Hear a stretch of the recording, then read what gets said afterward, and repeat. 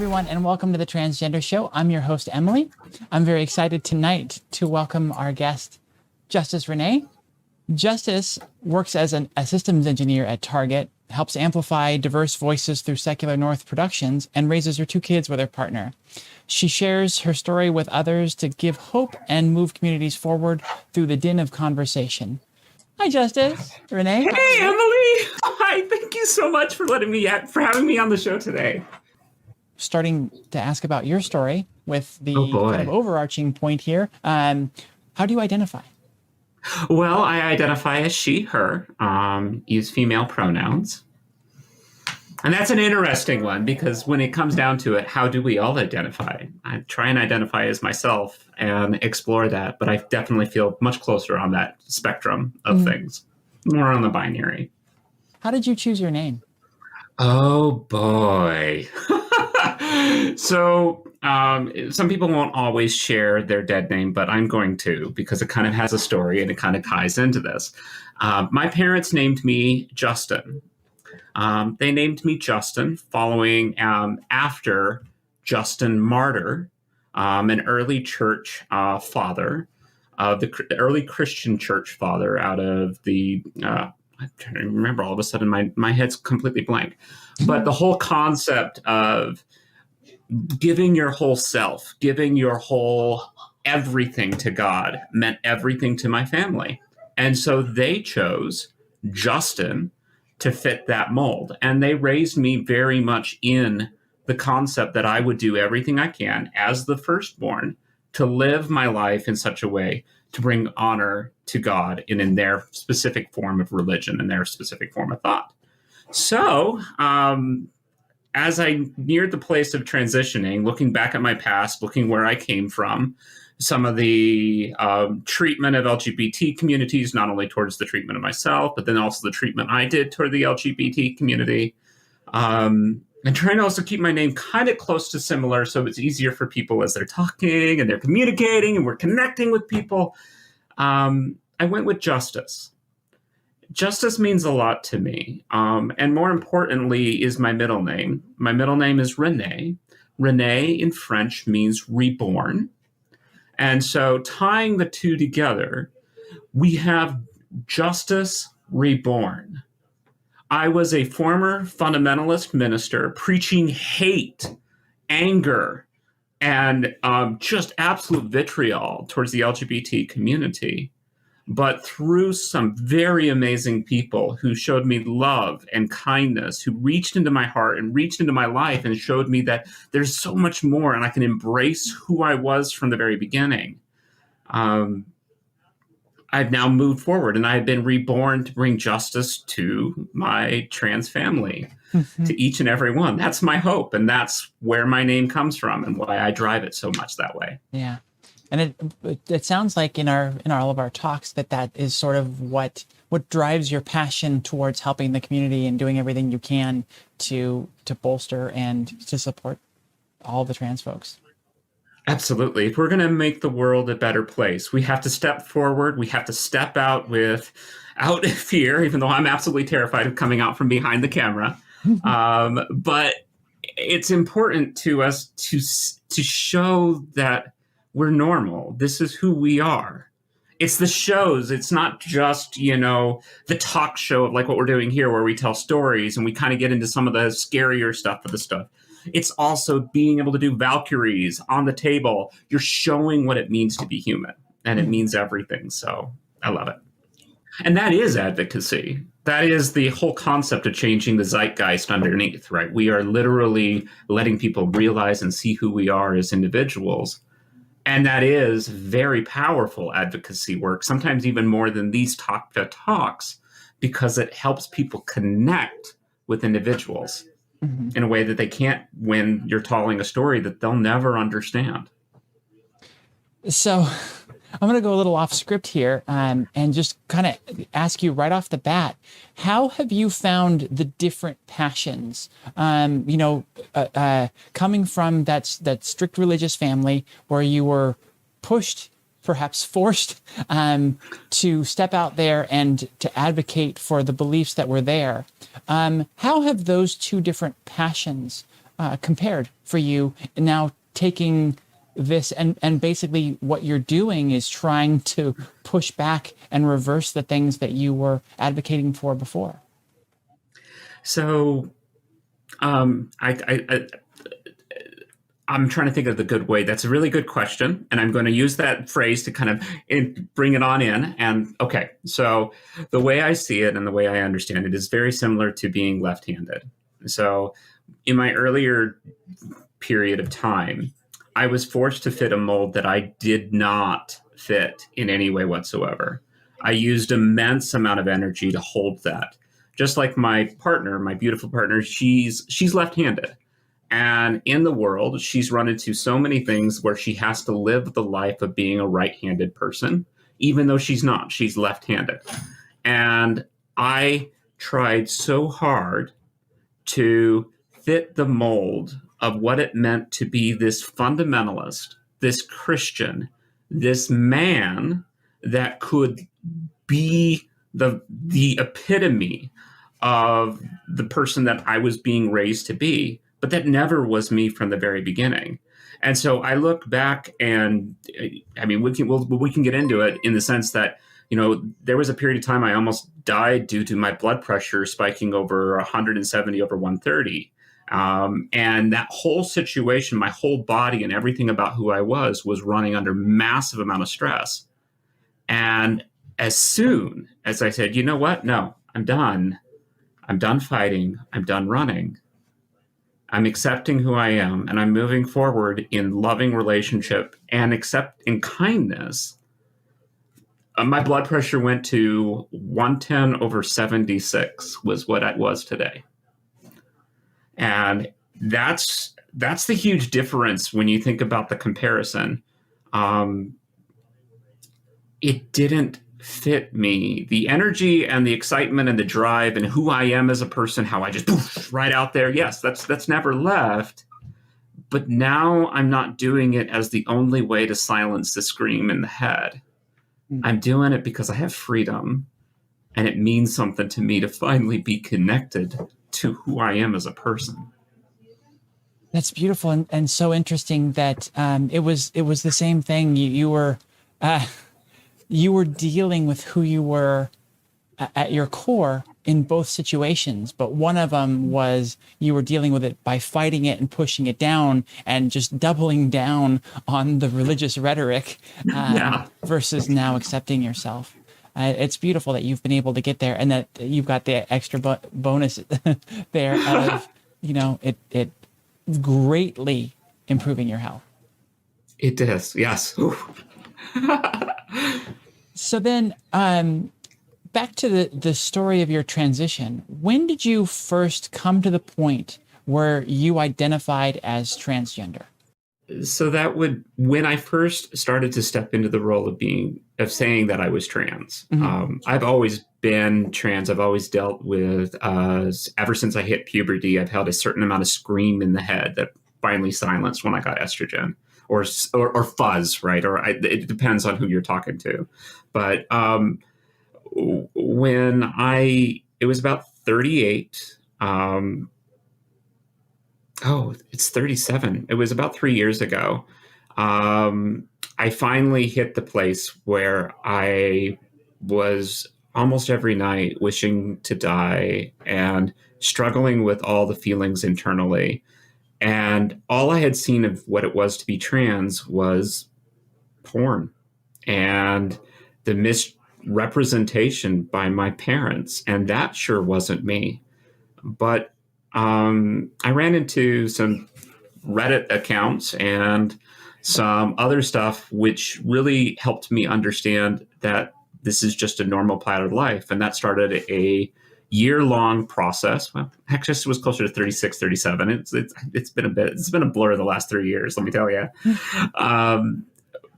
But it was in 2019 that I went to my partner, and it was August 2019 that I said, "Hey, something's different here." And she's like, "Yeah, I know something's different, but what is it?" And it started down this whole directional path of conversations. And struggling to be open and honest about how I felt.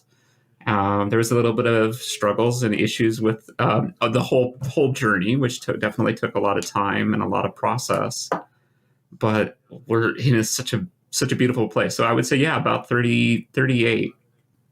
And then were you able to look back from that and pinpoint some clues, some breadcrumbs from your youth that that now were illuminated with your hindsight to be like, oh yeah, those were the signs that I should have seen earlier on and should have led to this diagnosis earlier?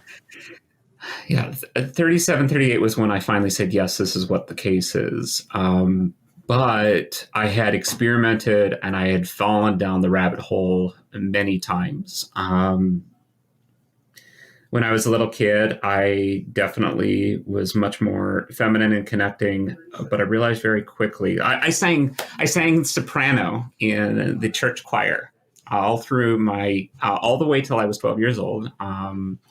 And then I had this situation. We were at my grandparents', and my grandfather loved music, but did not like the factor that I sang soprano, and I'm about to have my voice change. And so they were like, you're going to change your voice. You are too high. You're too high. You're too high. And they drove it down, and I had to lower my voice to fit in with my family at the time. Mm-hmm. And it became a whole thing. And when I hit puberty was the big thing, because number one, my body didn't fit the way that I felt and the way I was understanding connection of who I was. And on top of that, there was this fuzz or scream. I call it a scream. I'm very type A. I'm very driven. And so I used the scream as this energy in my head that I dealt with. I got into cross-dressing in my teens. I struggled at Christian Bible college to, during the summer of one of the years before I went back to actually not transition, because I was like, I had seen the behaviors, I had seen the connections. I felt more connected with the trans people that my parents said were horrible individuals. I even felt more connected with the porn actors that were trans individuals than I did with being a male. But that was just, to be that person in my family meant it wasn't safe. Mm-hmm. It wasn't an opportunity. And I mean, there's a reason I have a tattoo on my arm. You can ask me, we can talk about that in a bit, I guess. Mm-hmm. But there were a lot of little things and a lot of big things that definitely I look back on and yep. And I just kept saying I could power through them. Mm-hmm. And that didn't work. So was there like one specific thing that cracked your egg then? That was the eventual, culmination of that signal noise that had been bugging you, the scream?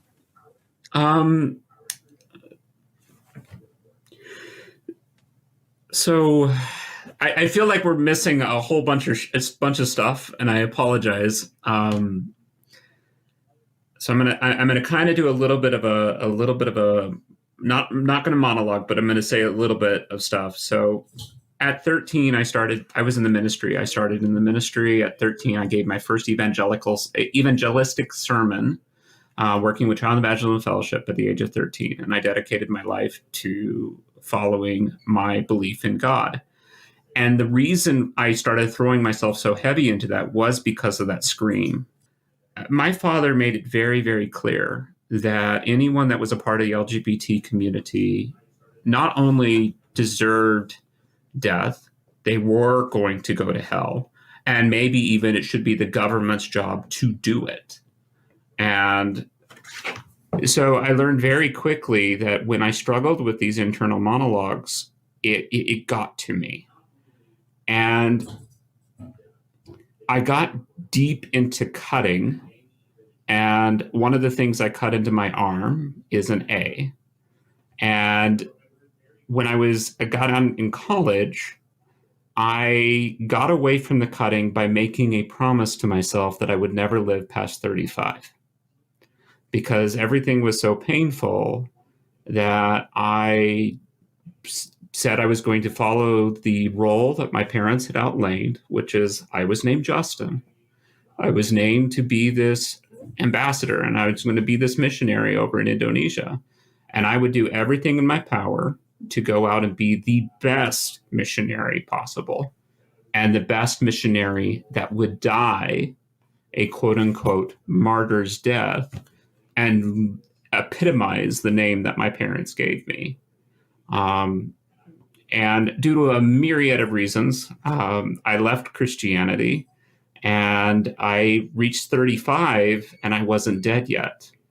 And I got into this place where almost every night I was wishing for it.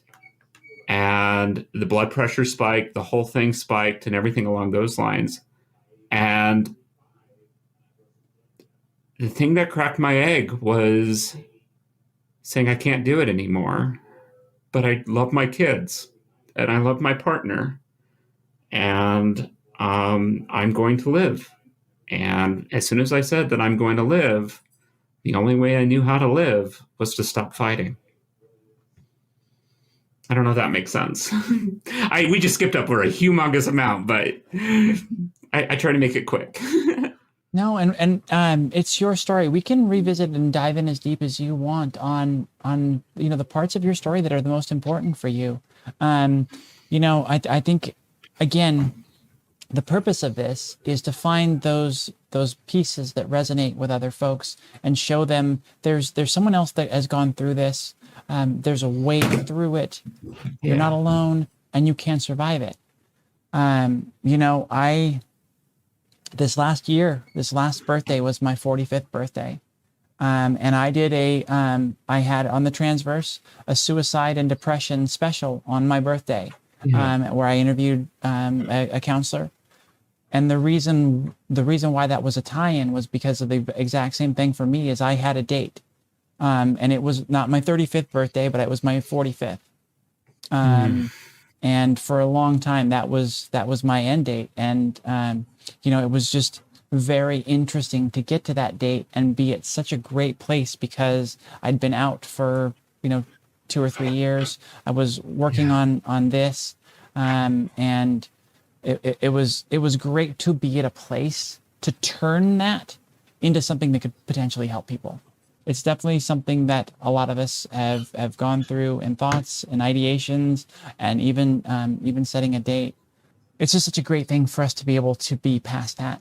And I'm so proud of you for having that strength to put yourself and your family first and do what needed to be done, and to fight through everything, because because of my personal experience, I know it's daunting. It's very hard. But it means everything, and you're willing to give up everything to be who you are, and it gives you the chance to move forward. Mm-hmm. Which is why what you're doing with the Transverse is so important. We're opening doors and gateways for people to have conversations and to dig deeper into this stuff, not only to normalize it for parents and for the rest of society to understand that we're normal and this is just part of life, and we're part of the blueprint. We're not just the sides. We are a part of the blueprint. But we're also, right, this is for the person struggling, right, to realize that they have a place, mm-hmm. and they're not weird. They're not broken. They are themselves, and they are beautiful in who they are. I think Jay might be rubbing off on you a little bit. I love the similar messages of the love and, the self-love and the love that we can share for everybody.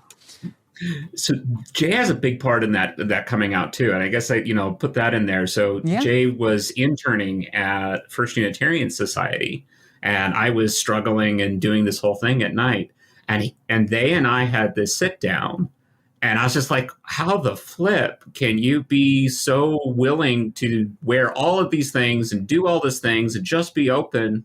And they just were real with me, and I was like, I just want that. I just want that. I want to be connected. I want my freedom. I don't want to have to be constantly worried about, am I going to hurt my kids? Am I going to do all these things? What's going to happen? It was all about then. All of a sudden I had the freedom to step forward and to embrace it. And then, to bring my family together. And it has brought so much connection. I have more of a deeper relationship with my kids and my spouse than I ever have ever had. So we covered, how you got to the point of knowing that you were transgender, how you got to the place where you made the decision that there was no other choice, that this was your path forward. So you got through the hard part there, and then comes the hard part of accepting that about yourself and coming to terms with that identity and really really finding peace with it. What was that journey like for you? Very painful, very stressful, and very scary, because you're, coming from a fundamentalist background. How do you tell your partner that you're trans? Right? How do you tell your family? How do you tell your kids? Even the factor of the constant back and forth. I'm not really trans. I can get through this. I can make it to my 40s. I can make it to my 50s. Just get the kids through college. Just get these things. The rationing, the bargaining, the fighting through the battle, and discussion. But we made it through it. It was some very amazing conversations with my spouse that really helped me connect it, and we kind of started down the line of, well, maybe I'm gender fluid, maybe I'm non-binary, to embracing and accepting it. And during the time, Erica, I was very concerned about the factor that, well, is she going to leave me if I tell her too much, if we go down this path? And she gave me a ring at Christmas time.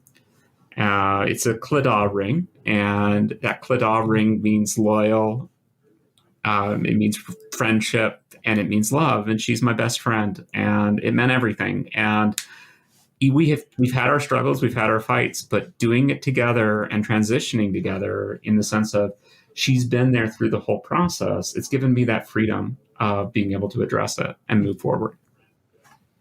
What were some of the things that you had to offer her in those conversations to make her feel confident in your process, and that, this wasn't happening to her, that this was something that she was participating in? We went to a couples for trans therapy, which was beneficial to connect us with community so that she could see there was others.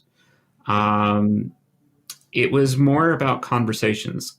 We've been best friends all along. We got married because she was my best friend. It wasn't all the other stuff. We got married because she was my best friend. And we've been able to keep that friendship and that connection. I can count the amount of drives, lots and lots of drives we would go on, to have conversations, to touch base, to see, hey, where we're at. And me just doing the word vomit of, here's my emotions, here's my thoughts, here's my process. And then she just listened, and we talked through it. And then she would tell me what her thoughts were. We had a lot of bargaining towards the beginning of, well, we got to wait for this specific time. We are going to hold off for a year before we tell these people.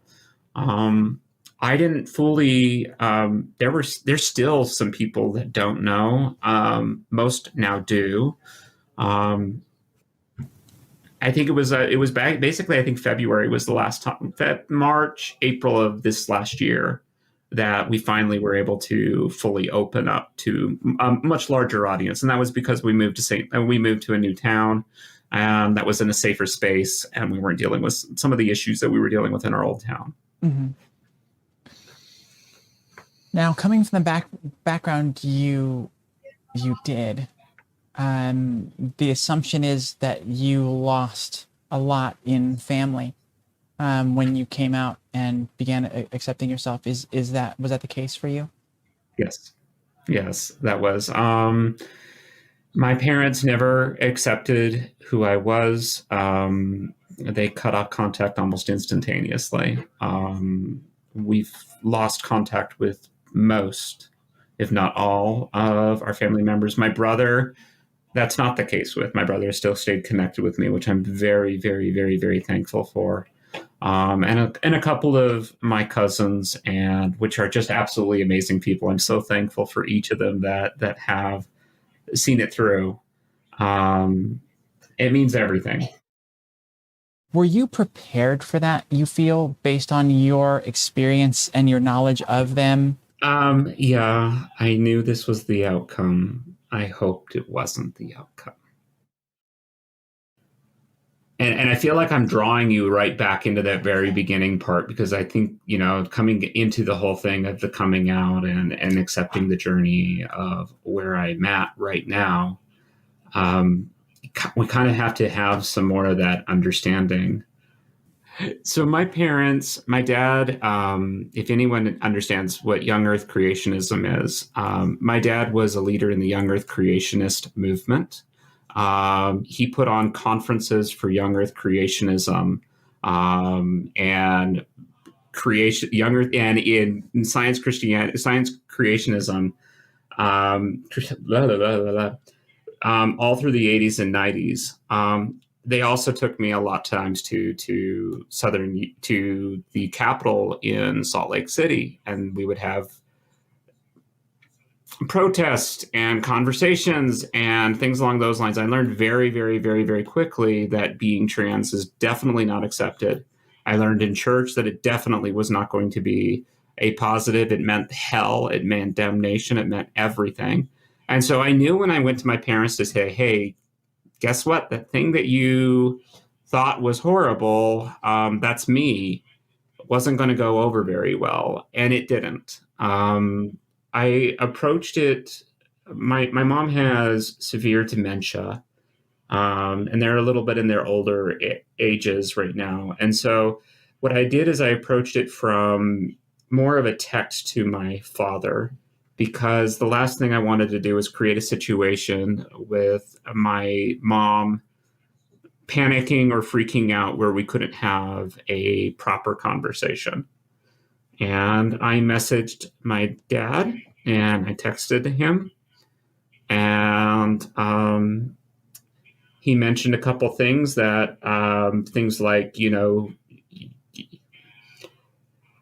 it's a phase. You're, this isn't true. This isn't real.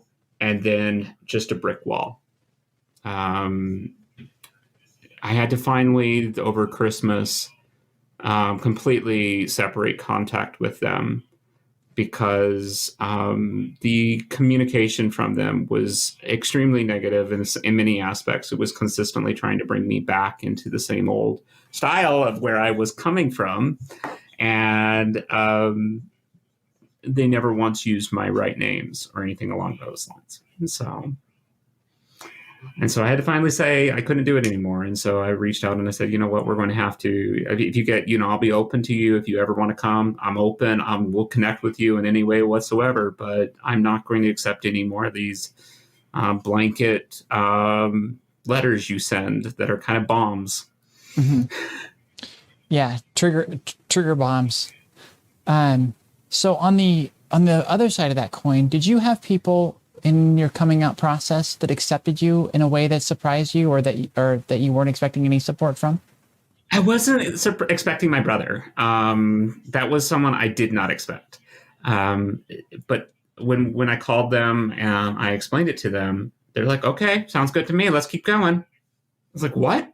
This doesn't make any sense to me. You are fully entrenched in the Libertarian Party. You are very much into these certain ideologies and ideologues that we came from. But the benefit is that they spent a lot of time abroad, and they spent a lot of time down in South America, and they've had exposure, which is part of the reason I do what I do, is seeing that level of exposure can change their philosophy and change their mind, open the door to connecting with them. That's how we change this world. That's how we change it. It's not through picking up guns. It's not through fighting. It is through changing the hearts and minds, through consistently changing the underlying zeitgeist, underlying narratives. Mm-hmm.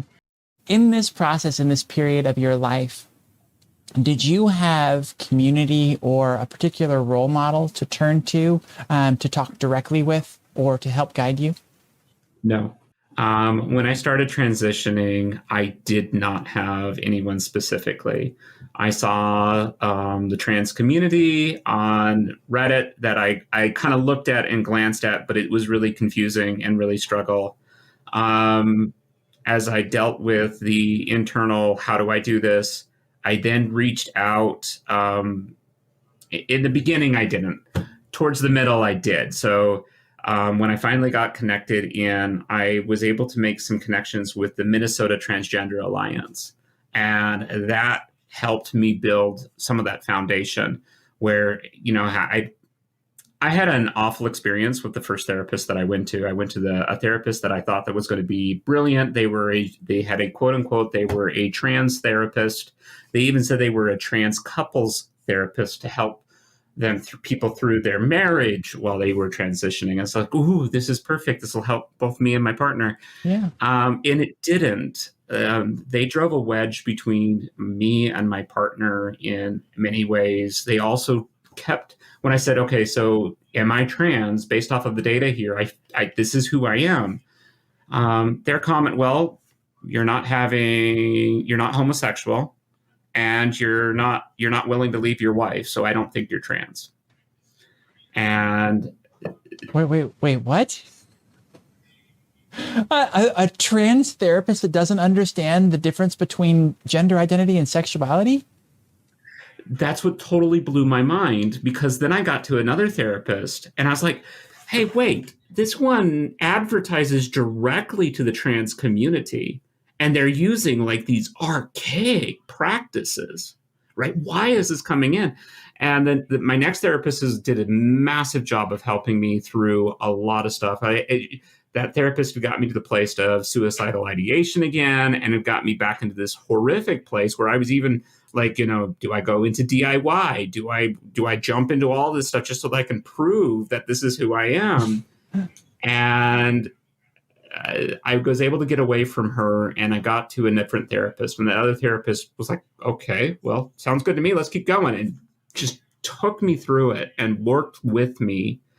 And it was the community that I created with the Minnesota Transgender Alliance, having a therapist that not only, didn't tell me, oh, yeah, that's not who you are, but, oh, yeah, this is not only where you're at, but let's talk through it. Let's work through you. Let's actually deal with this stuff and understand. It changed everything. Yeah. And I think that's one of the worst things that can possibly happen. It was very similar to something that I had happen. I had a therapist that was kind of pushing back on me. And when you have a person of power or that's supposed to be giving you guidance that you're looking to for guidance, and they're challenging you on the very thing that you're challenging yourself on, it really can derail progress. I wanted some challenge. Like I wanted people to say, hey, let's have a good dialogue. Let's have a good conversation. But it was a lot of gaslighting, which was the problem that I kept dealing with of how do you deal with this? She said, oh, go to the doctor and get hormones. So I went and I scheduled an appointment with the physician. I got her recommendation to go to the physician. We went and we talked to the pharmacist. And just before he prescribed it, she pulled support. I had to go back for another month and a half before then she gave support again for getting HRT. And that time was when COVID hit. And when COVID hit, the hospital shut down. And so here I was, oh, yeah, you can have HRT, but there's no place for you to now get it. And then she dropped me and said, we're not working with you anymore. And that's when I found a different therapist. And it changed everything to have someone that actually, challenged me for where I was at, challenged my thought processes, but didn't gaslight, didn't, that whole, you're broken narrative. It was this, who are you? Let's actually get to the root of this. Let's find out. So what was your experience in trying to find a community to belong to in the beginning? It was rough because I'm not really good at community in a lot of aspects. I struggled to, how do you connect on Reddit? How do you connect in these social forums? And I don't do very well in those forums.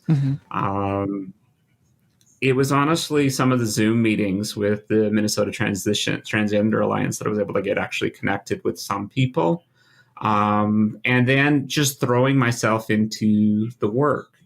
I found a lot of support with some cis allies that just connected and helped me. They're the people that work with Secular North with me.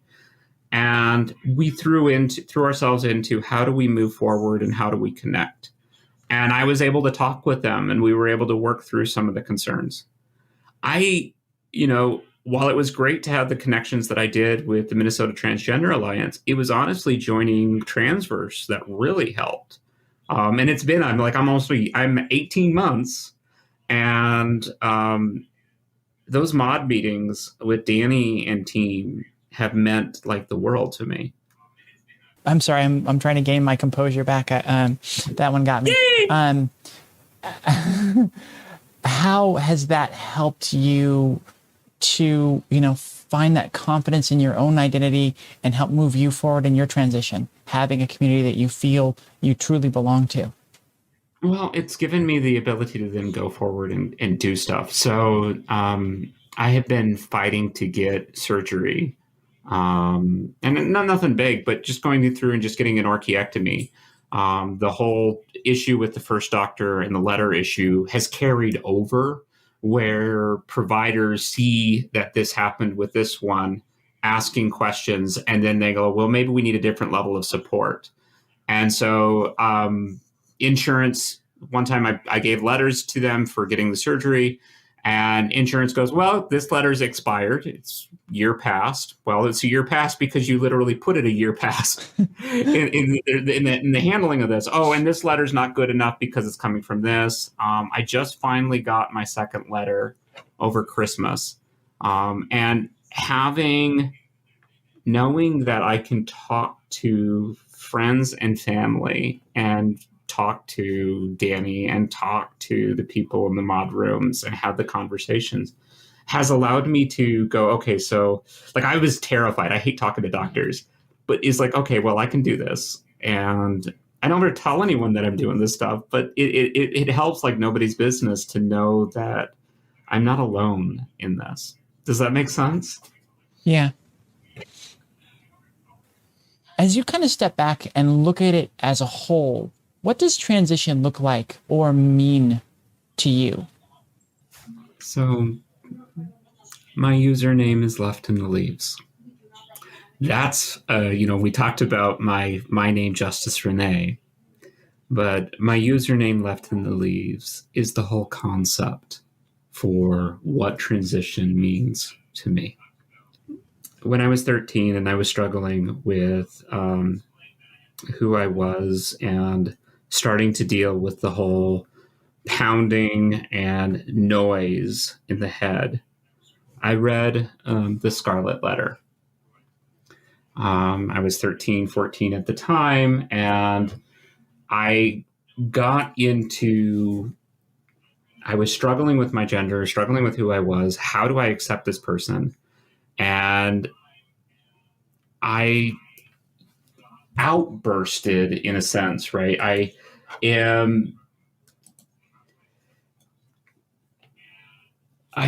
couldn't understand where I was and why I was at where I was at. And so to deal with the internal shame and to try and drive it down, I got deep into cutting. And I cut an A into my arm. And I was wondering if it was Scarlet Letter related. Yes, it is. Yeah. And I could not believe the shame that who I was. There's a quote in the Scarlet Letter. Here she said to herself, the torture of her daily shame would at length purge her soul and work out another purity, that which she had lost, more saint-like, because of the result of martyrdom.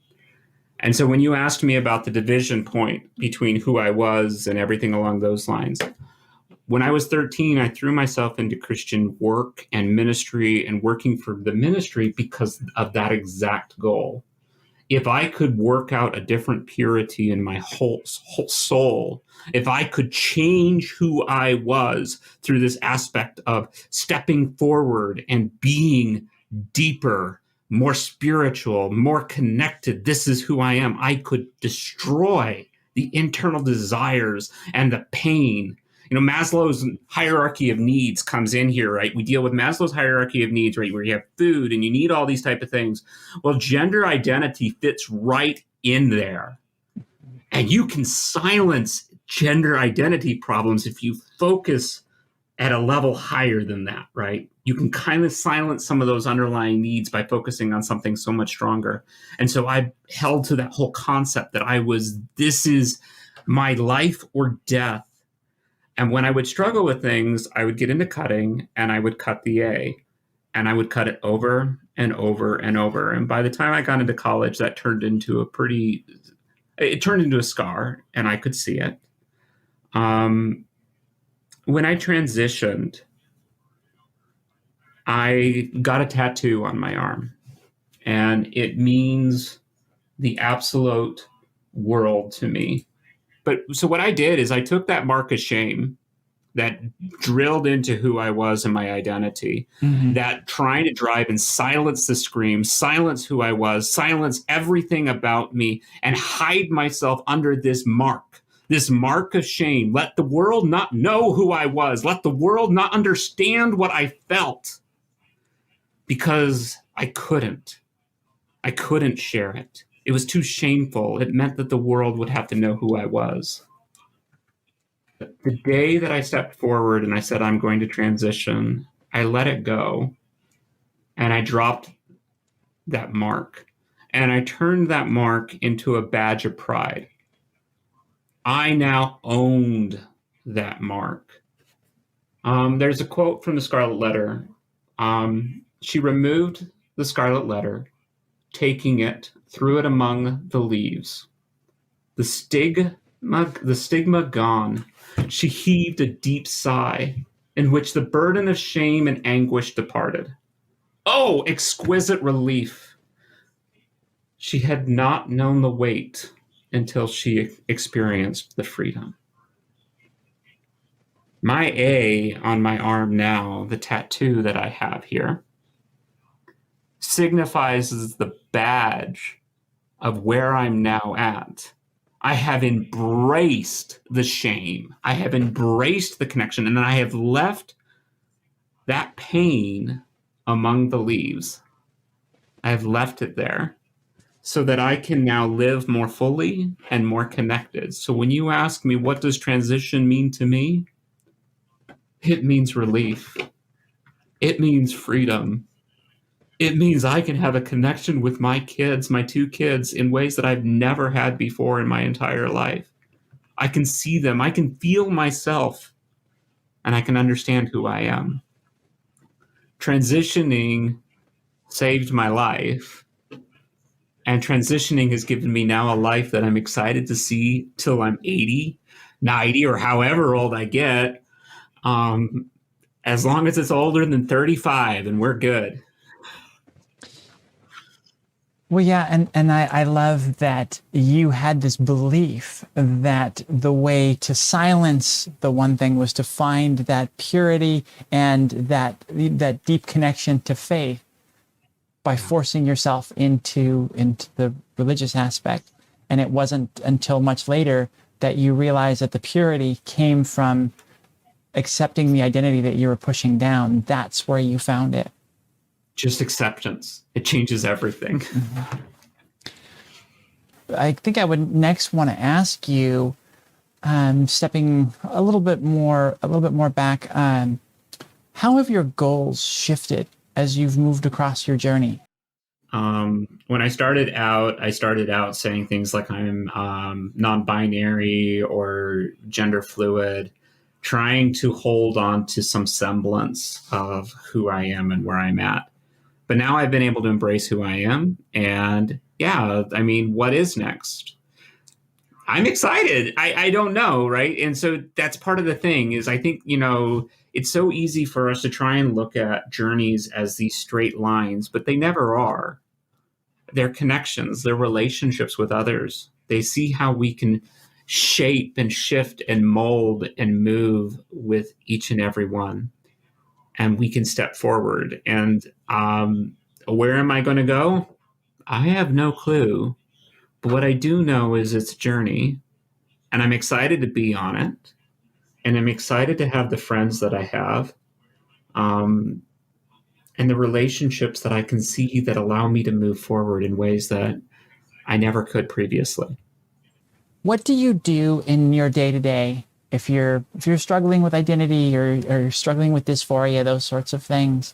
What do you do to find validation in your identity, to find, Justice Renee in the mirror or in your heart? I look to see, some of it is meditation. Some of it is conversation. A lot of it is relationships, and embracing those relationships. The relationships I have with my partner allow me to connect in a way that allow justice fully to feel and connect. And that isn't, like even in just living my life, like even in connecting with my parents, right? My parents were very dismissive. They were very brutal with the way that they treated me. But I was able to see that this is who I am and to be able to embrace it, right? Every day I step forward and I go, okay, what's next? How am I going to do this?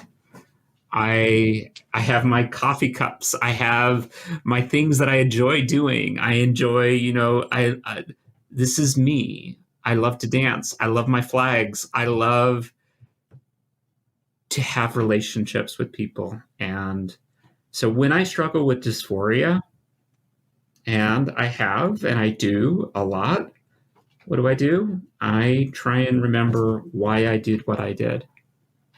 I look at this. I look at where I've come. I mean, it's hard because there are times, right, where you go, is that just a man in the mirror, right? Am I just fooling myself, right? Is this just wrong? But at the end of the day, does it really matter? At the end of the day, I have a connection with people in a way that I've never had. And this has allowed that to happen. And science is great. I love it. I have been able to, dig into the data, and we can show over and over and over that trans individuals and who we are 100% of the part of the blueprint. We're not mistakes. This is part of the blueprint. We can talk about neuroplasticity. We can talk about weight. We can talk about the weight of white matter. We can talk about the weight of gray matter. We can talk about how we are who we are, right? And why we are. We can talk about the delineation or the tree of delineating choices during infantile development and how that actually changes nature and nurture and how these things fit. But no matter how much I argue and discuss what the science says, at the end of the day, when I look in the mirror and I go, is this real? I go, I can see and I can know that the relationships I have with people are so much more full when I accepted who I was as a person. And inside, I know this is who I am. And I'm thankful for who that person is. No matter how much I want to try and lie to myself and gaslight myself and say it can't be real and it can't be true, this is who I am and this is where I come from. And regardless of what science says, and science is definitely on our side and has shown the data over and over and over, this is me. Accept me for who I am because I want a relationship with you as a person. Love me in my humanity. That's so beautiful. I think that sort of answers one of the questions coming up. What is the favorite thing you've learned along your journey? Well, besides the factor that I like earrings and I like all these things, it's connection, it's relationship. And I will harp on that all day long, and how to relate to those things. Is there anything you feel you've been able to accomplish because of your transition? I can live. A lot more than that. So I went from I'm a software engineer, one of the lead engineers at Target. And I have been working in cybersecurity. I've worked on all over the places. I had my worst year in performance evaluation, performance review, performance handling before I transitioned. And when I transitioned, the scream disappeared. My blood pressure dropped. I'm alive. And when that scream disappeared, it allowed me to focus. And I literally had my best year and was named top performer of the infrastructure division at Target, following one of my worst years ever because I transitioned. So that's where I'm saying is when you can actually accept who you are and move forward, it changes the game. Your freedom of being able to think and to be able to move forward allows you to then embrace things in a way and see things in a way. Being trans has allowed me to understand and relate with people across the spectrum. There's things that I understand about what it means to be male, and there's things I now understand what it means to be female. And there's things that relate to being trans that don't touch either of those two things. And it allows me to have a lot more connections with people. But I will tell you, if you're trans, you need HRT because, boy, does it shift your brain and allow you to be able to focus and do things that you've never been able to before. What advice do you have to pass on to young or closeted trans folks out there?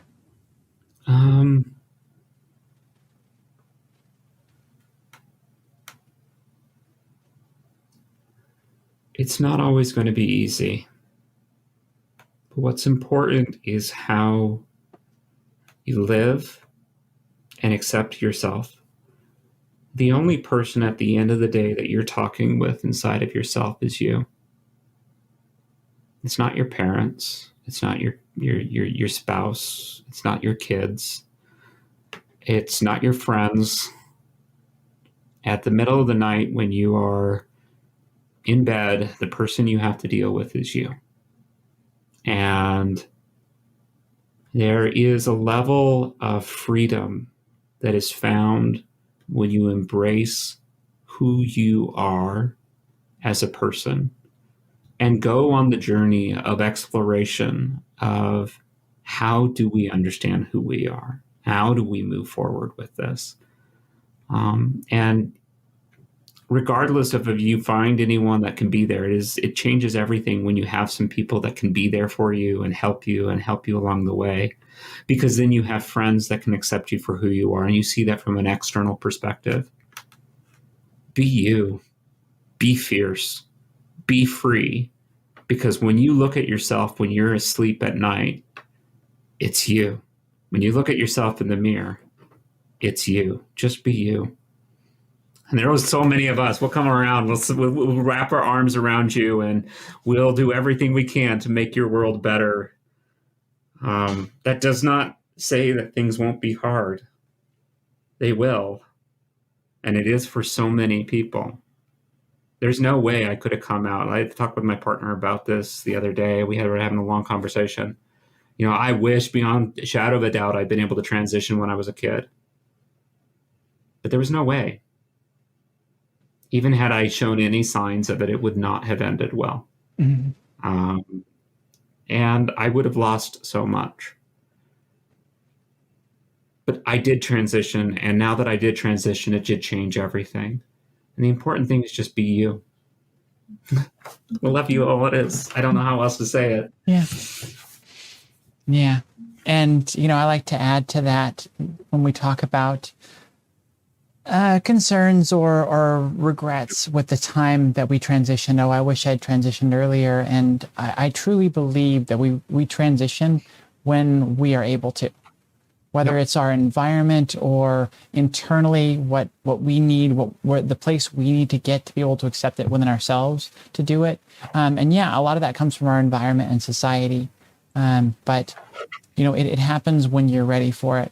So you can't hold that as a thing negatively against yourself when you transitioned and if you should have done it sooner. You did it when it was right for you and when you were able to and when you felt safe too. And that's what's most important. Justin got me to who I am now, right? I mean, he got me through all the stuff with my family. He got me through some of the stuff. He brought a lot of hell with him, and he brought a lot of horrific stuff with him, and a lot of damage that he did to other people. But I have to be thankful for where I got to and who got me there. And now I'm free. And now I'm out. And I have left my shame in the leaves. And I now wear who I am and every aspect of who I am as a symbol of pride. It is my badge of honor. No one can tell me I'm not trans. You can't shut me up because I'm here. I'm here to stay.